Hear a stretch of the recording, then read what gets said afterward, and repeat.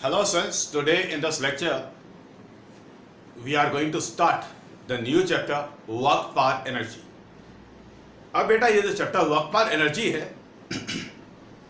ये 3 सेक्शंस में डिवाइडेड है और पहला सेक्शन वर्क है. So today in this lecture we are going to discuss what is work. Okay, तो वर्क क्या होता है बेटा? वर्क बेटा, it is the form of energy which appears when the body get displaced due to the external force applied on it. बात समझ आ गई बेटा? किसी भी बॉडी को जब आप पुश करते हैं या पुल करते हैं तो आपके पुश या पुल की वजह से अगर बॉडी डिस्प्लेस होती है तो कहा जाता है कि some work is done by the external agent on the body. Clear? तो पहला point,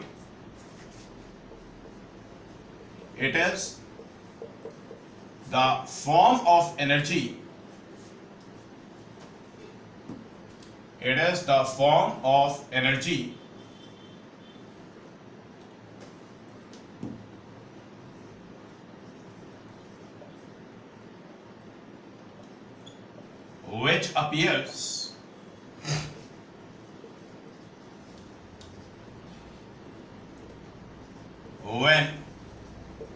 when the body get displaced due to the external force applied on it. बात समझ आ गई बेटा? It is the form of energy which appears when the body get displaced due to the external force applied on it. Clear? बेटा work का definition मैं आपको दे रहा हूं. बेटा वर्क क्या होता है ध्यान से देखिए. लेट अस सपोज से it is the surface and the block is placed on the surface. बेटा इस ब्लॉक के ऊपर कोई एक्सटर्नल एजेंट मान लेते हैं फोर्स लगाता है इस डायरेक्शन में. The force is applied on the block at an angle theta with the horizontal, and let us suppose say due to this applied force this block get displaced along the horizontal. Due to the applied force the block get displaced in the forward direction along the horizontal. That is, the displacement, say vector s of the block is in the forward direction. Clear? तो ध्यान से देखिए बेटा, force vector आपको यहां पर दिखाई दे रहा है. बॉडी का जो डिस्प्लेसमेंट है वो वेक्टर एस आपको यहां पर दिखाई दे रहा है. दोनों के बीच में एक्यूट एंगल थीटा एग्जिस्ट कर रहा है. तो सिंस वर्क को कैसे डिफाइन करेंगे आप? Work is defined as the scalar product of external force और simply you can say force. Work is the scalar product of force and the displacement of the body. तो definition, work is defined as the scalar product of force and displacement of the body. Work is defined as the scalar product of force and displacement of the body. That is, the work W is written as say vector F dot vector S. Okay, बात समझ आ गई बेटा? Work is defined as vector F dot vector S. Copy करें आप इसको.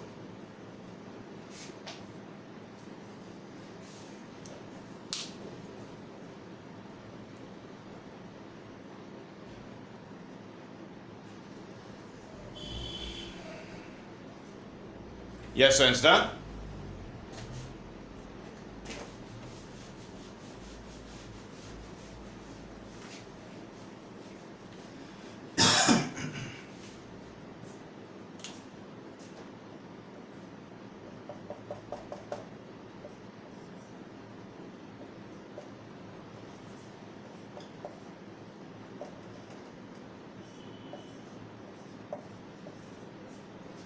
तो students work done is written as the scalar product of force and displacement. तो बेटा इसे रिड्यूस कैसे करेंगे आप? It is written as say F S magnitude of the force multiplied with the magnitude of displacement multiplied with cos of theta. ये बात समझ आ गई? क्लियर? अब बेटा यहां पर केसेस एग्जिस्ट करते हैं। Case first, if suppose say does theta equals to 0 degrees। if theta equals to 0 degrees का मतलब क्या हुआ बेटा? अगर ये थीटा 0 हो गया तो इसका मतलब ये हुआ कि फोर्स वेक्टर और displacement vector they are in the same direction. In this case cos of 0 degrees is equals to 1 and the work done is written as the magnitude, work done is the product of the magnitude of the force and the displacement of the body।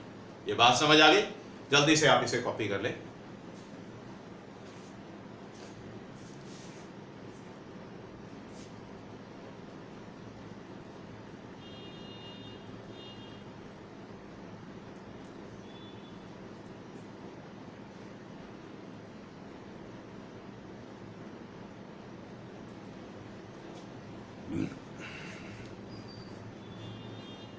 Yes, sir, is that? Yeah.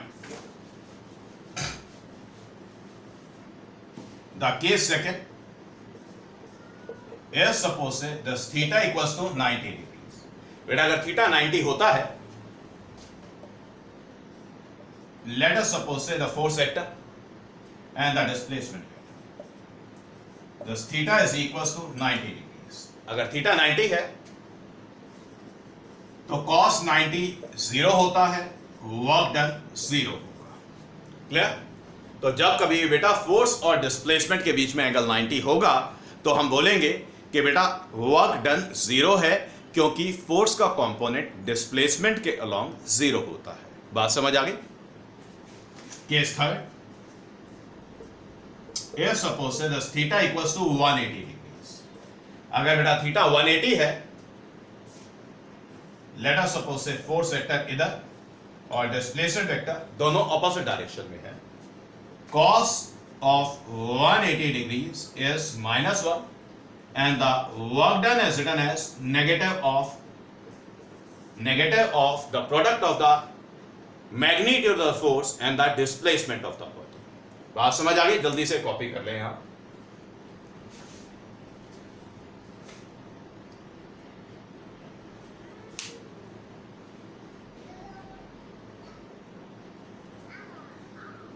Yes, sir, understand?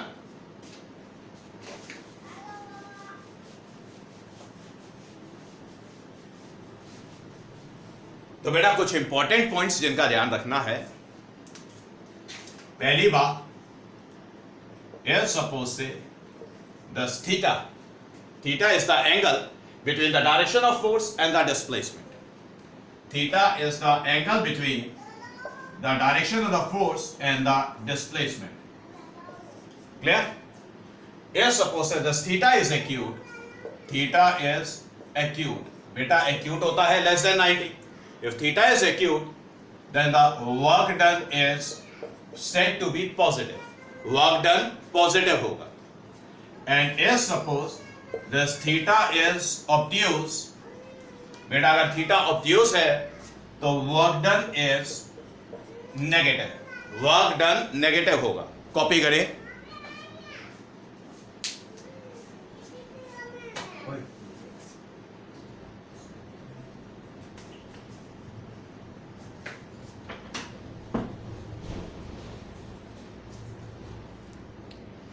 Yes sir, ये बात समझ आ गई बेटा। जब कभी भी theta acute होगा तो वर्क डन पॉजिटिव होगा, और अगर थीटा ऑब्ट्यूज होगा तो वर्क डन नेगेटिव होगा। क्लियर? समझ आ गई बात? और अगर students theta is suppose theta is 90 degree, अगर बेटा थीटा 90 होगा तो जो वर्क डन होगा दैट इज ऑलवेज 0। तो सबसे पहला तो ये वाली बात ध्यान रखनी है, ये इंपॉर्टेंट है, इसको ध्यान रखना है, क्योंकि स्टूडेंट्स ये 1 मार्कर पॉइंट ऑफ व्यू से बड़ा इंपॉर्टेंट है। आप इसको कॉपी करिए, फिर नेक्स्ट इंपॉर्टेंट पॉइंट डिस्कस करते हैं आपके साथ।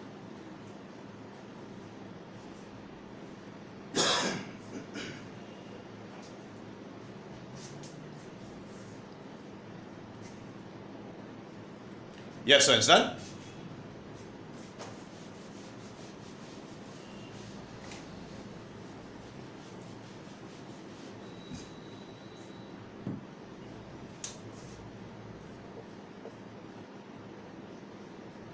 अब ध्यान से देखिए बेटा, if the body is under the influence of many forces, तो बेटा इंडिविजुअल फोर्सेस के वर्क डन की आपको बात करनी होगी. If the body is under the influence of many forces, if the body is under the influence of many forces, ध्यान से देखिए. Let us suppose it is the surface. It is the block placed on the surface.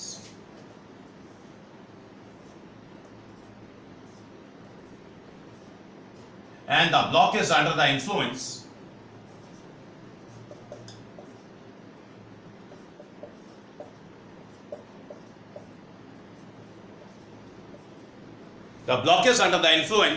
of these five forces. Vector F1, vector F2, vector F3, vector F4 and vector F5. Clear? Now let us suppose that this angle is equal to say theta. Okay? And vector F1 is along the horizontal and towards right. बेटा vector F1 कैसे है? Vector F1 is along horizontal and towards right. Clear? And let us suppose कि बेटा body का जो displacement है vector S, it is along the horizontal. Vector S is the displacement, it is along the horizontal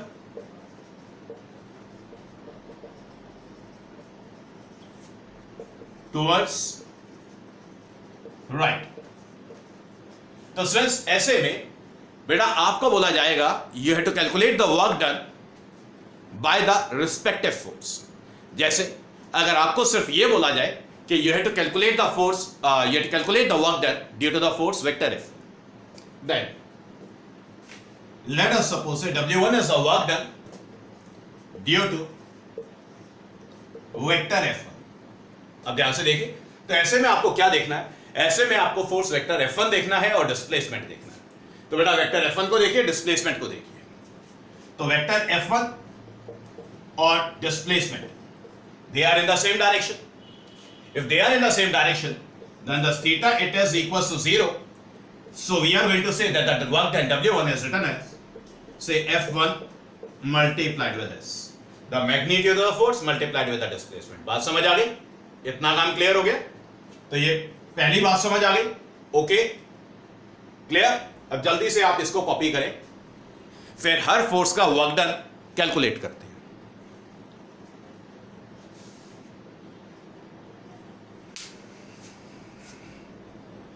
Yes, it's done.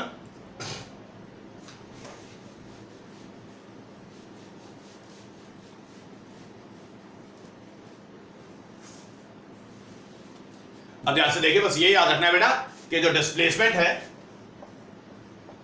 Is along horizontal and towards right. ठीक है?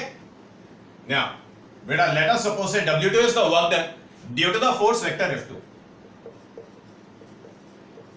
due to vector F2. अब ध्यान से देखिए बेटा, vector F2 आपको figure में दिखाई दे रहा है, डिस्प्लेसमेंट वेक्टर दिखाई दे रहा है, दोनों के बीच में आपको एक्यूट एंगल थीटा दिखाई दे रहा है. तो we are going to say that work done W2 in magnitude is written as it is F2 multiplied with S multiplied with cos of theta. बात समझ आ गई? Okay, theta is the angle between the direction of vector F2 and vector S. तो बेटा जिस force के work done की आपसे बात की जा रही है या जिस फोर्स का वर्क डन आप निकालना चाहते हैं, आपको सिर्फ उस फोर्स को देखना है और डिस्प्लेसमेंट को देखना है, बाकी फोर्सेस को काउंट नहीं करना है. समझ आ गई बात? Okay, now let us suppose W3 is the work done due to say vector F3. तो सिर्फ आप वेक्टर F3 को देखिए और डिस्प्लेसमेंट को देखिए. तो सिर्फ vector F3 vertically upward direction में आपको दिखाई दे रहा है, डिस्प्लेसमेंट आपको हॉरिजॉन्टल के लॉन्ग दिखाई दे रहा है, and this angle is 90 degrees.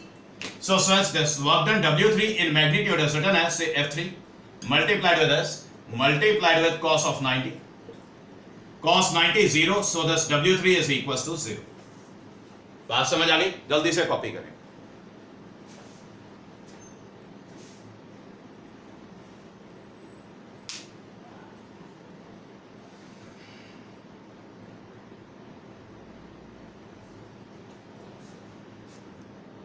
Yes, so it's done. बात समझ आ गई? Now,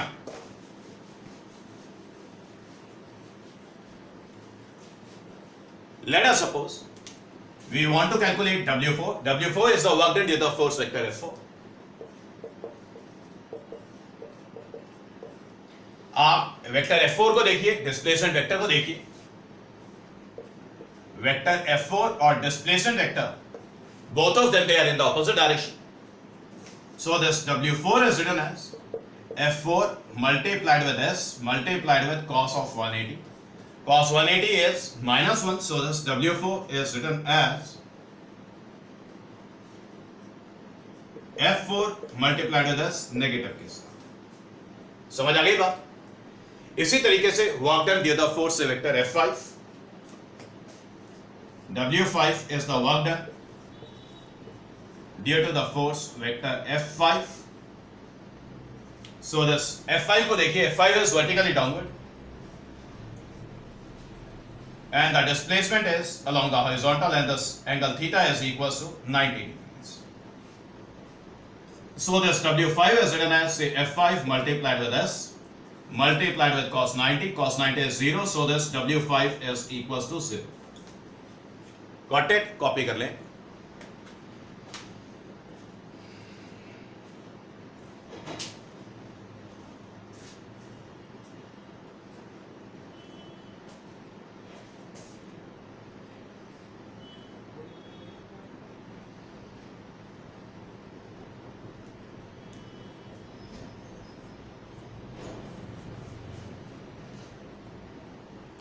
Yes, so it's done. Now,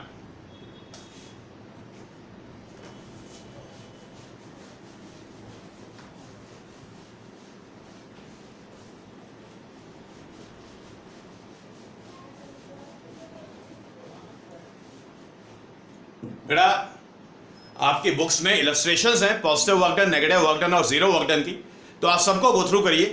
जब आप सबको गो थ्रू करेंगे तो आपने सिर्फ ध्यान एक बात का रखना है कि फोर्स वेक्टर किधर है और डिस्प्लेसमेंट वेक्टर किधर है. इनमें सबसे इंपॉर्टेंट है जीरो वर्क डन की illustrations. Clear? Work done by the weight of the body, work done by the weight of the body when the body is displaced along the horizontal, it is always zero. तो zero work done important है 1 mark point of view से.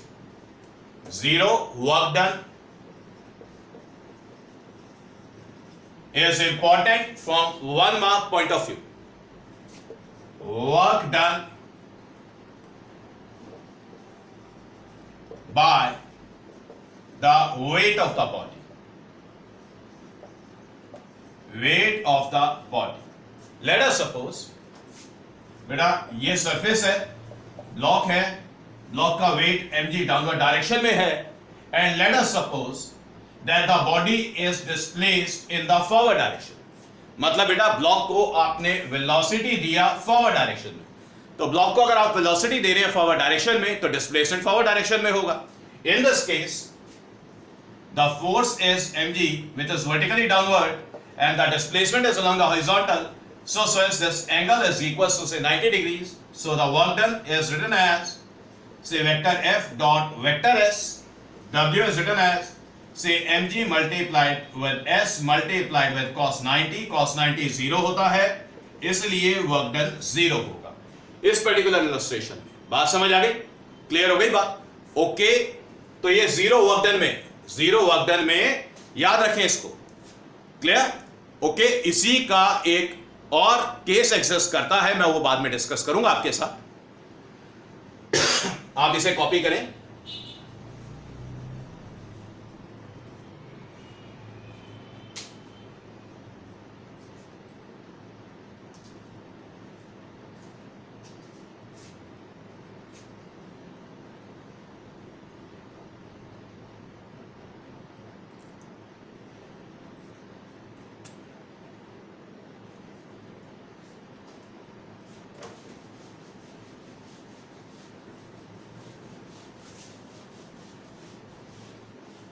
बेटा देखिए, अभी हमने work done by the weight of the body की बात की है। Clear? Body is moving along the horizontal. अगर बेटा बॉडी इंक्लाइन प्लेन पर है, अगर बॉडी इंक्लाइन प्लेन पर है इस वाले केस में, और let us suppose say body down the incline plane slide करती है on the account of the weight, on the account of the weight, तो ध्यान से देखिए, इस वाले केस में work done by the weight और अगेंस्ट द वेट जीरो नहीं होगा। क्यों नहीं होगा? क्योंकि बेटा force vector mg downward direction में है और डिस्प्लेसमेंट वेक्टर यहां पर है। क्लियर? तो work done by the weight on the body अब की बारी पॉजिटिव होगा। क्लियर? समझ आ गई बात? बस ये याद रखें, फोर्स को देखिए, डिस्प्लेसमेंट को देखिए, दोनों के बीच में एंगल को देखिए। Clear? Okay.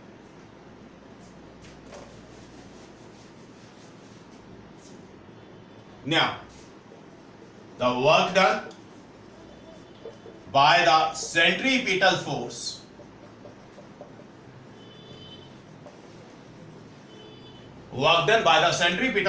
on the body is always zero.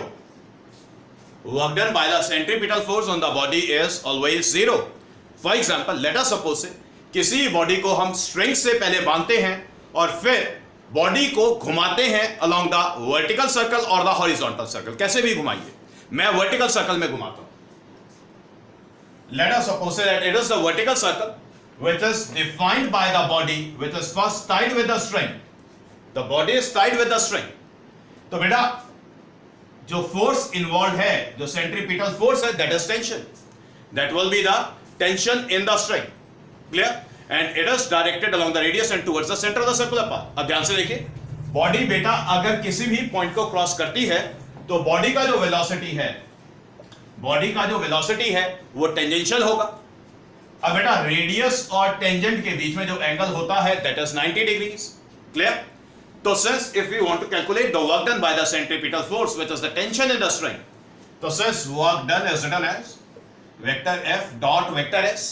Clear? अब ध्यान से देखिए, this F it will be equals to the magnitude of the force which is acting on the body. It will be the tension in the string. And since we know that the velocity is written as the rate of change of position, that is displacement upon time. So since this vector ds is written as velocity multiplied with time. Okay?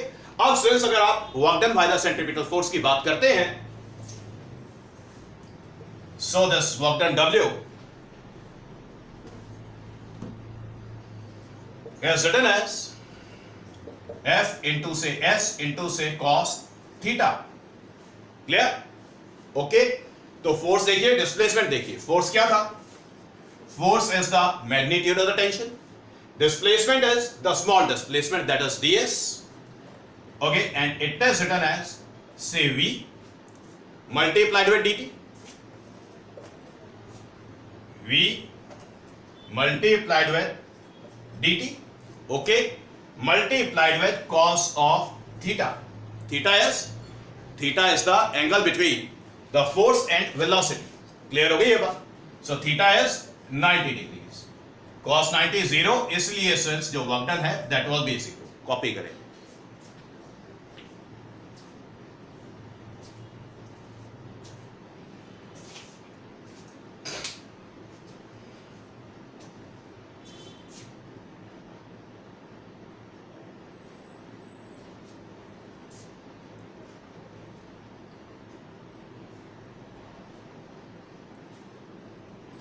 Yes students, done.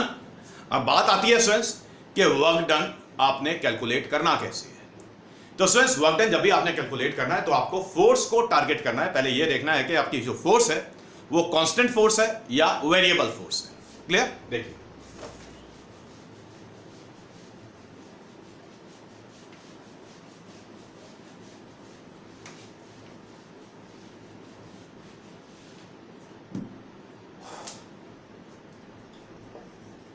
Force कैसी होगी? Force it can be the constant force.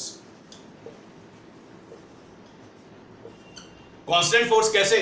Example दे रहा हूं, let us suppose say the magnitude of the force is equal to say 10 Newton, तो ऐसी force constant force होती है।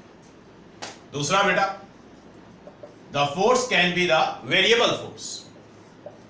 बेटा वेरिएबल फोर्स कैसी होती है? वेरिएबल फोर्स वो होती है जो या तो टाइम के साथ वेरी करेगी या फिर पोजीशन के साथ वेरी करेगी। इट इज से the force F is the function of position. The force F is the function of position. For example, the force is say A plus BT. A और B constant है, T is A plus BX.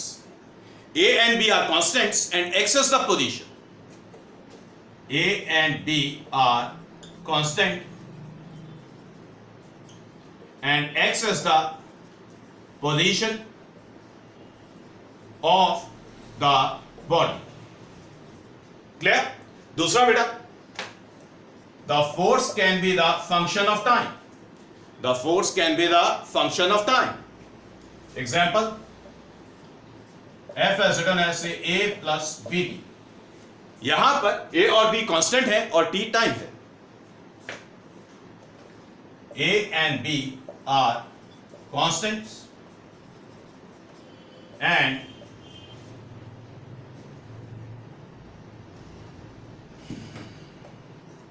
T is time and T is time.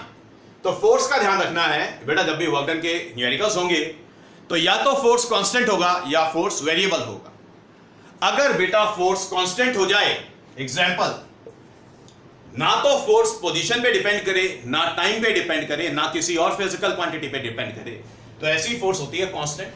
अगर बेटा variable forces involve हैं तो variable forces कैसी होंगी? Variable forces या तो फंक्शन ऑफ पोजीशन होगी। फॉर एग्जांपल दिस, कहीं ना कहीं फोर्स पोजीशन के साथ वेरी करेगा, मतलब अलग अलग पोजीशंस पर फोर्स का मैग्नीट्यूड अलग अलग होगा, या फिर फोर्स टाइम का फंक्शन होगा, मतलब फोर्स टाइम के ऊपर डिपेंड करेगा। अलग अलग वैल्यूज होंगी टाइम की, तो फोर्स का मैग्नीट्यूड अलग अलग होगा। समझ आ गई बात?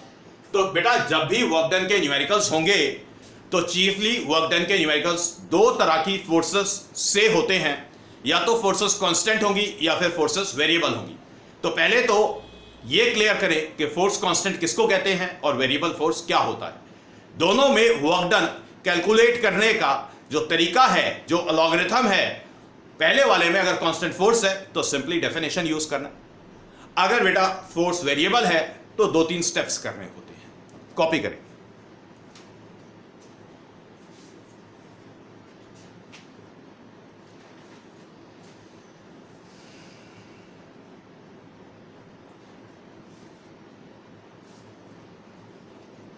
Done?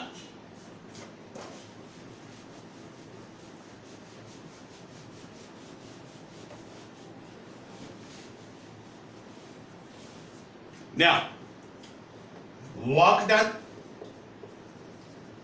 by the constant force. बेटा अगर फोर्स कांस्टेंट है तो आपने क्या करना है? आपने फोर्स वेक्टर को मार्क करना है और डिस्प्लेसमेंट वेक्टर को मार्क करना है। ये डाटा में गिवन होगा और फिर यूज करना है work done is vector f dot vector s and this work done is written as say f into s into say cos theta।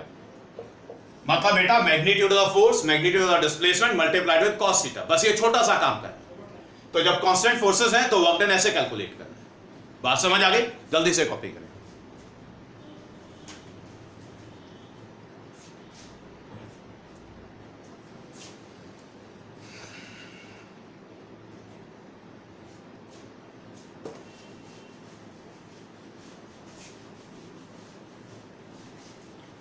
अब अगर स्ट्रेंथ फोर्सेस वेरिएबल है तो वर्क डन कैसे कैलकुलेट करना है?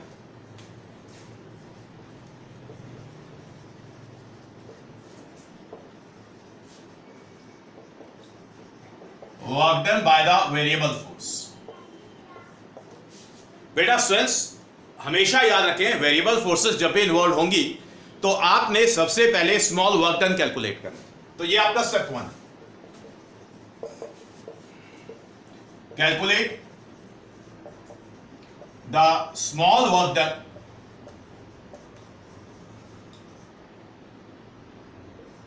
dw. ओके, डाटा जैसा भी होगा, जैसे मैं स्वयं से एक इलस्ट्रेशन ले रहा हूं. let us suppose say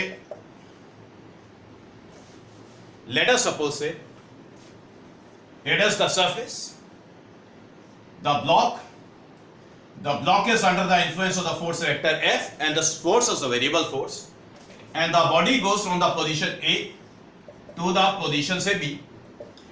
X is equals to x1, it is the initial position of the body, and x is equals to x2, it is the final position of the body, and the force is say the function of position.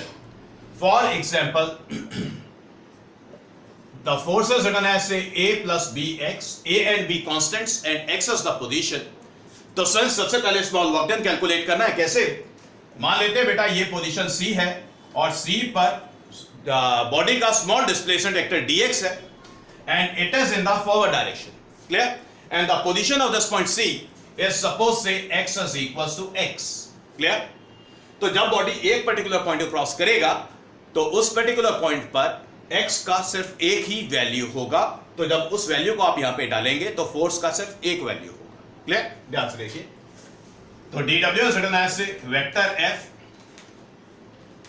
Dot vector s. Clear? Okay. अब यहां पर dw is written as f is the magnitude of the force, जो भी यहां से मिल जाएगा, multiplied with the small displacement say dx multiplied with cos of 0. cos 0 किस लिए? क्योंकि फोर्स वेक्टर और डिस्प्लेसमेंट वेक्टर दोनों सेम डायरेक्शन में. So this dw is written as, force का वैल्यू लगाएं, a plus से bx multiplied with dx. तो ये स्टेप 1 है. स्टेप 1 में आपको स्मॉल वर्क डन मिलेगा. टोटल वर्क डन कैलकुलेट करने के लिए आपको स्मॉल वर्क डन के एक्सप्रेशन को इंटीग्रेट करना है with in proper limits. Step 2,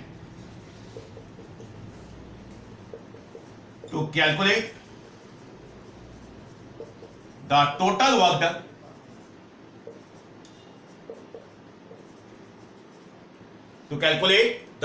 work done, integrate the equation first within proper limits.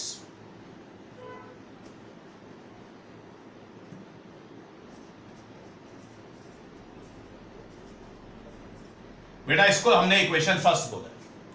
Clear? तो जो टोटल वर्क डन है W, it will be written as integral of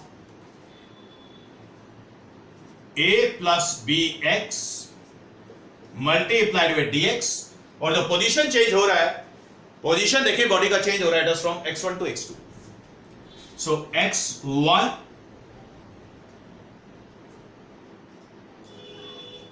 to x2.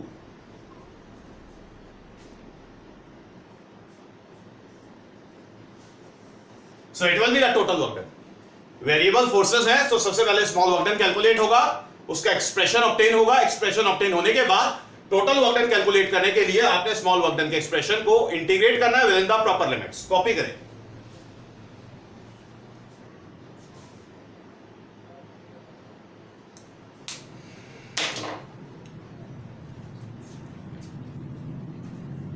Yes friends, done.